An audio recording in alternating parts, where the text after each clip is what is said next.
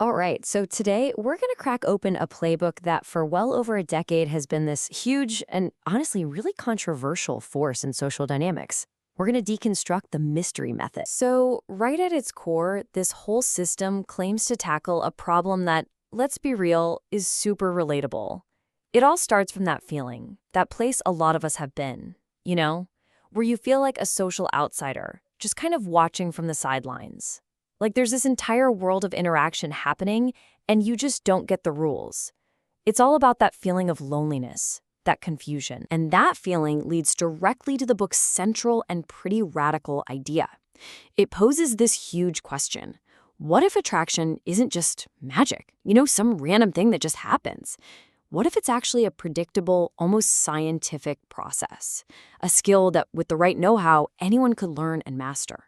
Just like learning to play the guitar or speak a new language. So here's how we're going to break this down today. We've got 5 main parts. We'll kick things off with what it calls the Loner's Manifesto. Then we'll get into the value equation and the Zen of cool. After that, we'll look at the art of attraction. And finally, we'll explore the end goal, which is called the way of being. Okay, let's jump into part 1, the Loner's Manifesto. This is the foundational idea, and it totally reframes what social success even is. The argument here is that it's not something you're just born with. Instead, your social life is a direct reflection of who you are on the inside. Here's a good way to think about it. The book draws this parallel to wealth. A rich person isn't just someone who happens to have money, right? They often have a certain mindset that creates or attracts wealth. Well, the method says the exact same logic applies to your social life. A person who's successful with people has cultivated a specific kind of character, a way of being that just naturally pulls others in. Okay, so if it's all about your inner character, then how is that character, well, valued? This brings us to the absolute centerpiece of the entire system. It's what the book calls the Rosetta Stone for understanding human attraction, the value equation. Now, the heart of this whole equation is something called survival and replication value, or just SNR for short. The theory goes like this. Deep in our brains, we have this ancient, hardwired, value-judging circuit, and that circuit is what we call attraction.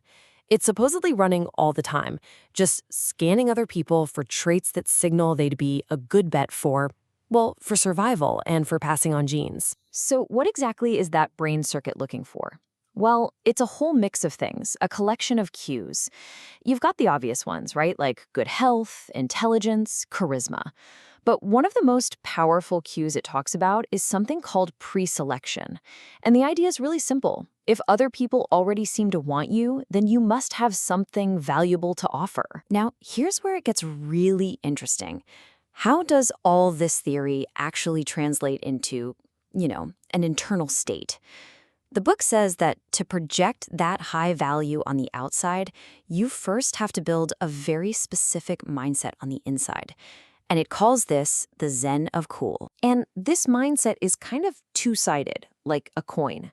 On the one hand, you have what it calls the ghost. Think of this as your unreactive, solid core. You're totally unaffected by drama. But on the other hand, you have the flame. This is the proactive, charismatic part of you that brings the energy and actually adds value wherever you go. This leads to a really crucial point about the relationship between how much you react and how much value you have. According to the system, in any given interaction, the person who is reacting more is the one who, in that moment, has lower value.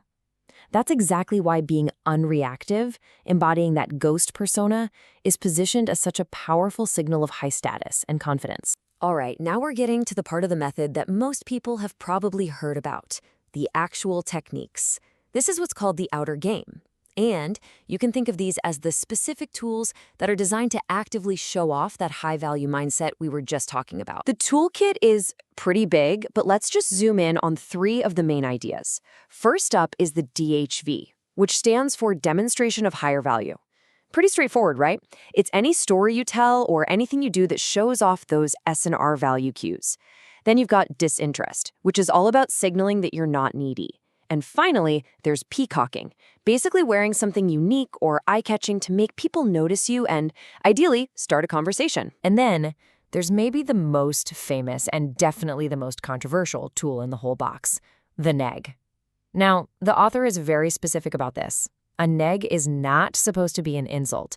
It's defined as any kind of line or gambit that disqualifies you as a potential suitor. It's meant to communicate, hey, I'm not trying to impress you. The idea is that this creates a bit of a challenge, and that challenge, in theory, sparks attraction. So here's an actual example from the book of how this might look. It's like a 1-2 punch.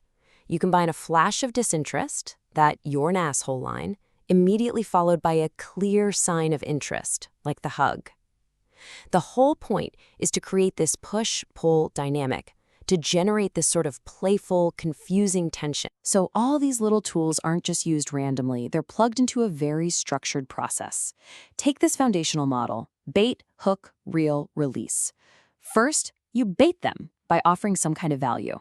If they hook, meaning they show interest, you then reel them in by showing some interest back. And then, and this is key, you release by showing a bit of disinterest again, which takes the pressure off and is supposed to keep them intrigued. So, after all that, what's the end game? What's the ultimate point of all these techniques and structures? The system is actually really clear on this.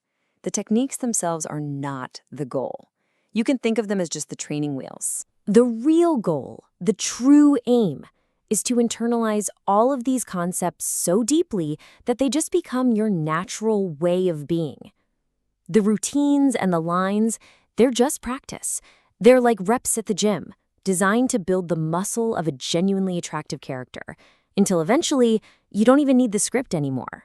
It's just who you are. So what does this ideal character actually look like in the end? Well, the method really pushes you to develop traits like ambition, self-discipline, being completely detached from the outcome, and having that willingness to just walk away.